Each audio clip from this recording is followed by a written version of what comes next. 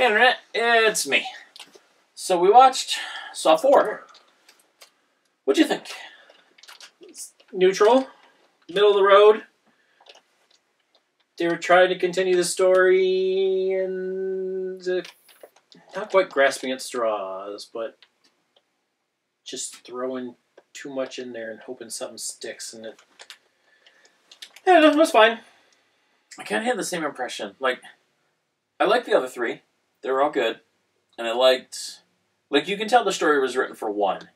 But then the way they went with 2 and 3, it felt good. And it felt like as natural a continuation of the story as it could be, considering. This one, not so much. They weren't necessarily retconning things, because this was happening in tandem with the third movie, and so it fits, whatever, it's fine. But, I don't know. I'm kind of where you were, this just felt added in somehow, and it didn't really fit naturally with everything else.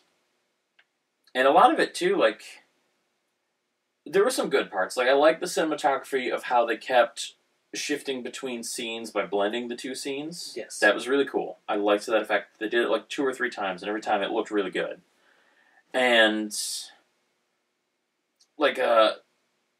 the overall trap was more elaborate. How the officer had to go through all these things, and he was supposed to learn, you don't have to do anything. Just let it play out, and it'll work. And every time he wasn't quite getting the lesson. But anyway, it was nice how that all worked out. But just story-wise, like you said, it was kind of all over the place and hectic, and it just... Mm-hmm. Not necessarily hard to follow, I just didn't have a reason to care as much. Yeah.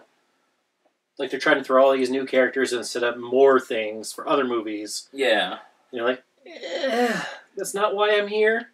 Yeah, this felt like, this was probably the place where they decided this is going to be a franchise. Because it definitely, this one mostly just felt like you said, as a way to set up other ones. It gave John the tragic, relatable backstory, which he did not need. Not every horror villain needs a relatable backstory. They can just be evil.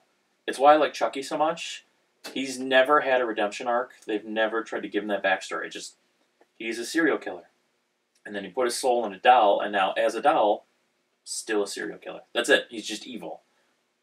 There's nothing else. And everyone else, it has to be, Jason, he was abused, or Michael Myers was abused, or Freddy was, they lied about him and killed him, and it's always this thing. It's no, just let him be evil. It's fine. I don't care. Just let the villain be the villain. Right. And they had that here for a while, and now he's got this big tragic backstory too, which... I don't care. No. And now it just, I don't know, it makes him less intimidating. Now he's just a dude that's going through crap. Before, he was just an evil genius mastermind doing all these things. Right. It was cool, all his engineering prowess, and now it's just it's just kind of, he's just mad. Yeah. It makes it less somehow. Yeah, it ruins it a little. It kind of does. So, yeah, I don't know, the cinematography was good. I still like the score. The Saw theme's kind of cool, and just the underlying music works, and the acting was fine. I mentioned at the beginning of the movie, I recognized the one character. It took me a while to figure it out, and I had to Google, and he was Luke from Gilmore Girls, which was really weird seeing him in a completely different role. But, the acting was good. The visuals, everything was fine. The effects of, the blood and the kill and the machinery always look good, so that's all fine. But overall, I don't know, it was very middle of the road for me. Yeah. I think, honestly, I would give this one a 5. It's just right in the middle of the road. Yep. It's very average. It's okay. There's 5 more Saw movies to go, so assuming they're all sequential, and I'm pretty sure they are, I'm pretty sure it's just a continuation, it's probably worth watching to get to the other ones, but I don't know. Not great. So yeah, I think that's where I'm at with that one. It's not great. It's fine, I guess. Middle of the road, it's okay. I don't love it or hate it. It's just there. The only thing I want is, you said the cinematography is good. I'm going to have to half-heartedly agree. There's some cool shots, but the editing to me is just so janky and hectic. They do a lot of, yeah. Oh, man. If I was prone to seizures, it would be I couldn't watch this franchise. They do a lot. I don't know what you would call it, but yeah, like a strobe edit, basically, where they did it a lot in this one too, where they made it look like someone was going to do something, but then they didn't do it. Like with Luke's character. That's not his name in here, but I forget the guy's real name. So Luke Danes, as an officer, when he like kept knocking the stuff off the desk, but then it would cut back and he was still standing at the desk, didn't knock it off, and then it would just like flash through different options of what he might do, and then he never actually did it.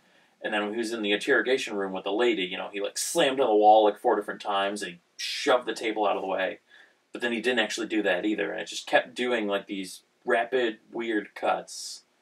And they're cut just too short that it almost has like a strobe effect. Where that's how they cut it that way, so that all the bad acting and all the things that they can't show that make it look real make it work. Yeah. You know? It's just a cheap way out to make people think they're seeing something that they don't. Yeah. It makes me less interested and it annoys me. Yeah, it's not the best edit. I'd rather... I don't know. It's not clever. Yeah. And considering this whole franchise is about this guy who does these clever things and anticipates what people are going to do and has these elaborate traps, it's ironic that they would take the cheap way out of the editing and take the less elaborate, less effort route. Right.